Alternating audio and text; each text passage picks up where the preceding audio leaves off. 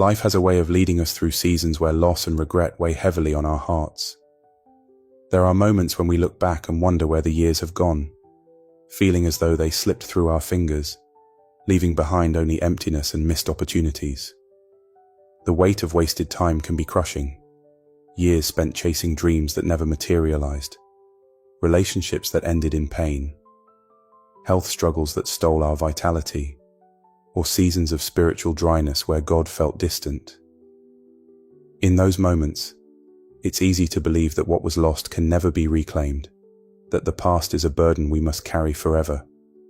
But the promise of God's word shatters that despair. In Joel 2:25, he speaks with unwavering certainty, "I will restore to you the years that the swarming locust has eaten." These words are not just a comforting thought.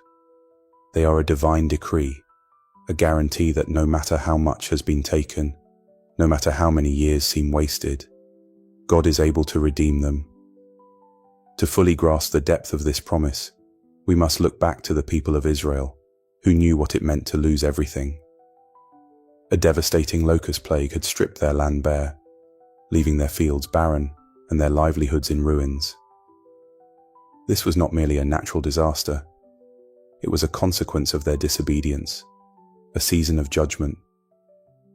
Yet even in their failure, God's mercy was greater. He did not abandon them in their ruin. Instead, he promised restoration, not just of crops and material provision, but of their hearts, their purpose, and their relationship with him. This same promise extends to us today. The locusts in our lives may take different forms: failed ambitions, broken relationships, financial struggles, or personal mistakes that haunt us. The enemy whispers that these years are gone forever, that we must resign ourselves to the consequences of our past. But God's voice cuts through the lies with a declaration of hope. What was lost will be restored. Restoration begins with understanding that God does not waste our pain.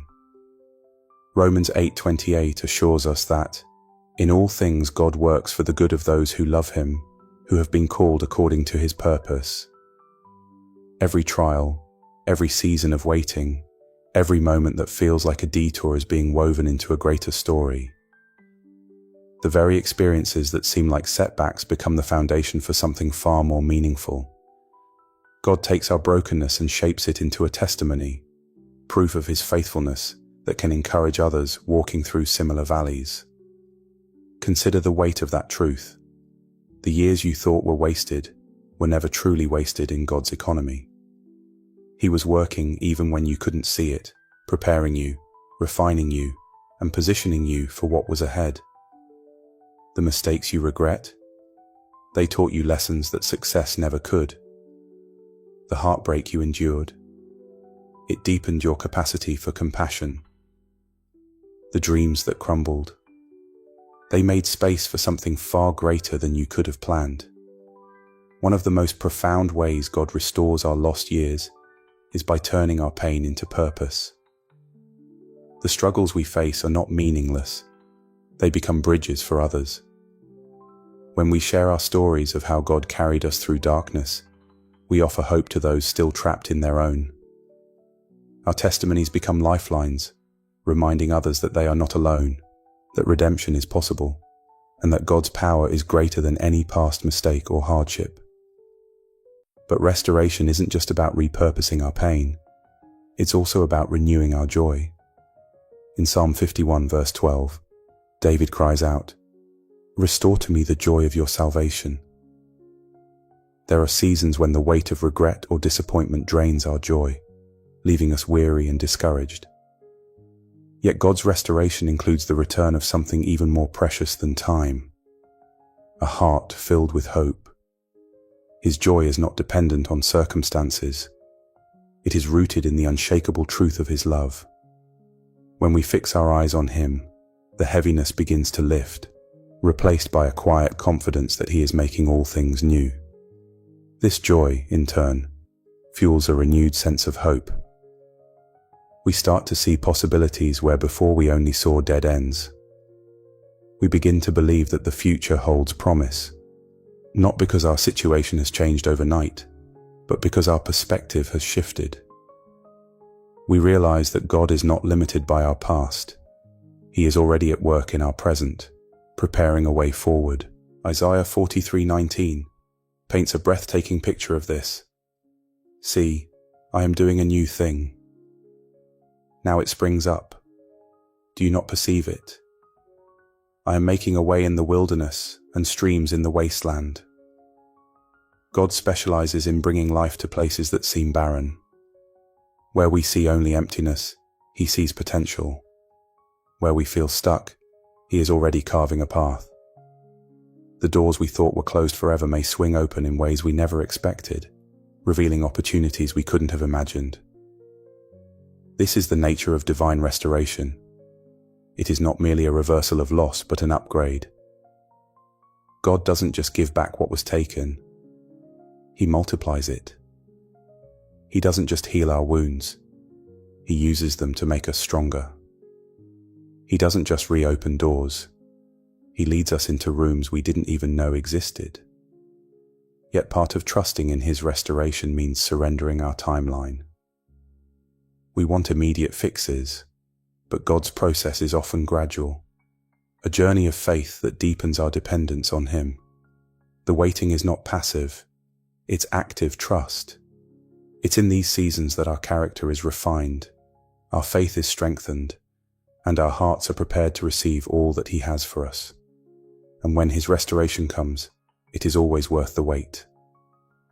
There comes a moment in every season of waiting when the first signs of restoration begin to appear, small, almost imperceptible at first, like the first green shoots breaking through hardened soil after a long winter.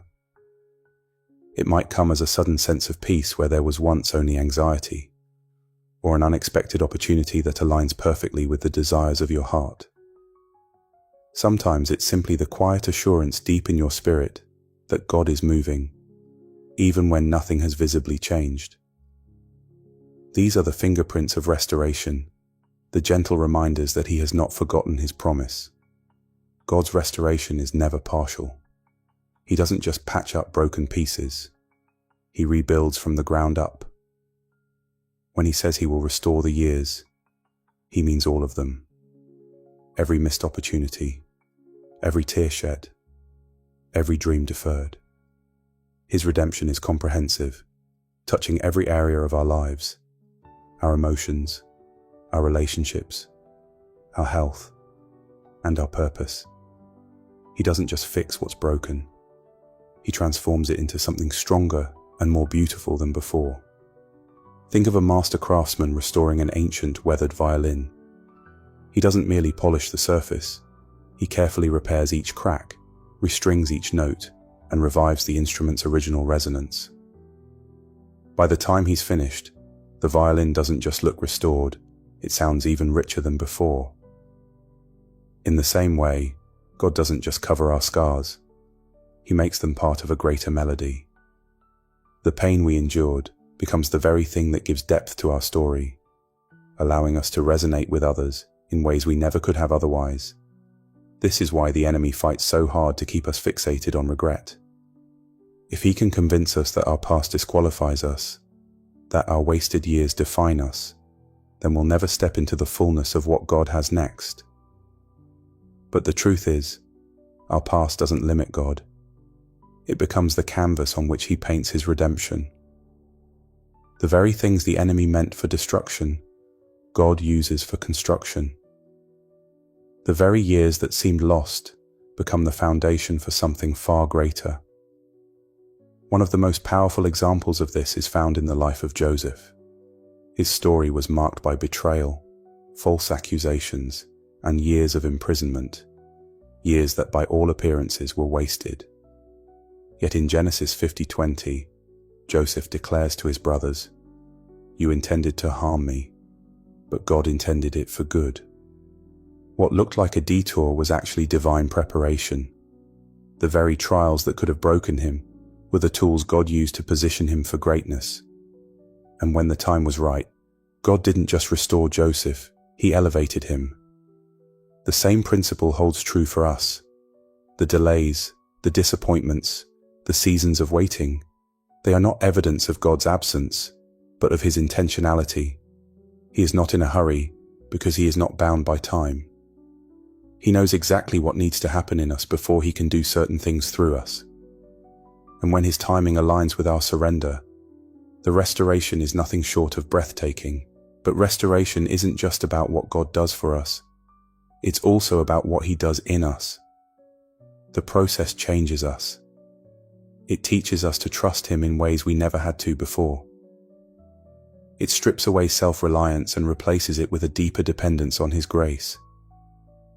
It refines our desires, aligns our priorities, and softens our hearts. By the time we reach the other side of the wilderness, we realize that the journey itself was part of the blessing. This is why gratitude becomes such a vital part of restoration.